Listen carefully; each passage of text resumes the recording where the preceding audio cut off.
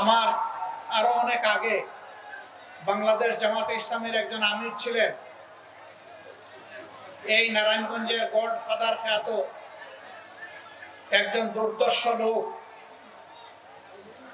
মহাসড়কের পাশে 72 ফুট লম্বা একটা ব্যানার টানিয়ে রেখেছিলেন। উনি সেই ব্যানারে লিখেছিলেন, অমুকের প্রবেশ নারায়ণগঞ্জে নিষিদ্ধ। আরেক ধাপ এগিয়ে তিনি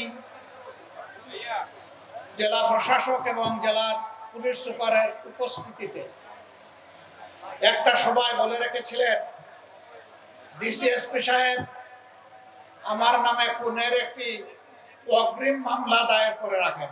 আমি অধ্যাপক গোলাম আজমকে খুন করতে চাই। আলহামদুলিল্লাহ, স্বৈরাচারী সরকারের জুলুমের শিকার হয়ে কারাগারে তিনি থাকা অবস্থায় দুনিয়া থেকে বিদায় নিয়েছেন, কিন্তু গডফাদারের সুযোগ হয় নাই সরাসরি তাকে খুন করা। এই অধ্যাপক গোলাম আজম সাহেবকেই তিনি নিষিদ্ধ ঘোষণা করেছিলেন নারায়ণগঞ্জের মাটিতে। যে ভাই নিষিদ্ধ ঘোষণা করেছিলেন, আজকে তিনি কোথায়? তিনি কি নারায়ণগঞ্জে আছেন? অহংকার ভালো জিনিস নয়। গর্ব অহংকার করতে নাই, দাম্ভিকতা দেখাতে নাই, ক্ষমতার জোরে ছড়ি ঘুরাতে নাই, মানুষকে খুন করতে নাই, সন্ত্রাসকে প্রশ্রয় দিতে নাই, সন্ত্রাসীদেরকে লালন করতে নাই। এই কাজগুলো যারা করেন, দুনিয়ায় তারা তাদের করুণ পরিণতির একটা অংশ ভোগ করেন এবং আখিরাতে আদালতে দ্য ডে ফাইনাল জাজমেন্ট আল্লাহ তাআলা তাদেরকে শুলে চড়াবেন। সেই শুলটা বাংলাদেশের বিভিন্ন দেশের বিদ্যমান শুলের মতো নয়, সেটা আগুনের মহাকুণ্ড। আল্লাহকে ভয় করুন, দাম্ভিকতা অহংকার পরিহার করুন, তওবা করুন, আগে মানুষ হন, তারপরে মুমিন হন। এই নারায়ণগঞ্জ পুরা জেলাটাই হচ্ছে ইন্ডাস্ট্রিয়াল পার্ক, কিন্তু এখানে নারায়ণগঞ্জ মহানগরী আমির বলে গেলেন এখানে কোনো মেডিকেল কলেজ নাই, কোনো বিশ্ববিদ্যালয় নাই, উচ্চতর কোনো শিক্ষা প্রতিষ্ঠান সরকারি নাই। কেন? 26 লক্ষ মানুষের এই নগরী, প্রায় 40 লক্ষ মানুষের এই জেলা কেন বঞ্চিত হবে? আমরা দেখি যে কোনো কোনো জেলা, মাত্র 3টা উপজেলার জেলা, সেখানে ইউনিভার্সিটি আছে, সেখানে মেডিকেল কলেজ আছে, উন্নততর স্পেশালাইজড হসপিটাল আছে, সেখানে কারিগরি প্রতিষ্ঠান আছে, সেখানে এগ্রিকালচার ইউনিভার্সিটি আছে। 3 উপজেলার জেলায় যদি এটা হতে পারে, 40 লক্ষ মানুষ কি অপরাধ করেছে যে তাদের এখানে হলো না? যারা গডফাদাররা জমিদারি নিয়েছিলেন তারা কি করেছে?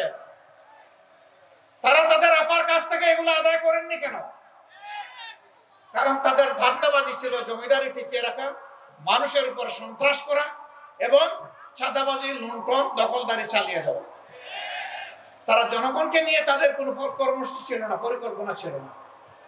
সম্মানিত ভাইয়েরা, এটা শুধু নারায়ণগঞ্জের দুর্ভাগ্য নয়, এটা সারা দেশের দুর্ভাগ্য। এমন শিক্ষা আমাদের সন্তানদেরকে দিব, গরিব ধনী কোনো বাস বিচার হবে না। ধনীর সন্তান তার পিতার টাকায় লেখাপড়া করবে, গরিবের সন্তান সরকারের টাকায় লেখাপড়া। কোন চিলড্রেন আর পথ শিশু, এটা আমরা শুনতে চাই না। এ শিশু এদেশে জন্মগ্রহণ করেছে, একে আমরা মানুষ হিসেবে গড়ে তুলবো ইনশাআল্লাহ। আগামী দিনে আমাদের সন্তানেরা লেখাপড়া করে যখন শিক্ষার পাঠ চুকিয়ে শিক্ষা প্রতিষ্ঠান থেকে বের হবেন, তখন একই সাথে তাদের হাতে যেমন সার্টিফিকেট আসবে, তেমনি তাদের জন্য উপযুক্ত কাজও চলে আসবে ইনশাআল্লাহ। একটা সন্তানকেও আর বেকারত্বের অভিশাপে ভুগতে হবে না। একটা দেশের 3টা ইন্ডাস্ট্রি যখন সমান্তরাল সামনের দিকে এগিয়ে যায় বিশ্ব সভ্যতায়, এই দেশ সোনালী গৌরবের শিখরে পৌঁছে যায়। ফার্স্ট ইন্ডাস্ট্রি হচ্ছে হিউম্যান ইন্ডাস্ট্রি, মানব শিল্প। এর উপরে কোনো শিল্প নাই। দুনিয়ার যত শিল্প আছে, সকল শিল্পের আবিষ্কার করছে মানুষ, পরিচালক হচ্ছে মানুষ, কর্মকর্তা হচ্ছে মানুষ, শ্রমিক হচ্ছে মানুষ, ক্রেতা হচ্ছে মানুষ। কাজেই মানব শিল্প এবং মানব সম্পদকে আগে গড়ে তুলতে হবে। 2 নম্বর শিল্প হচ্ছে ইলেকট্রোমেকানিক্যাল শিল্প।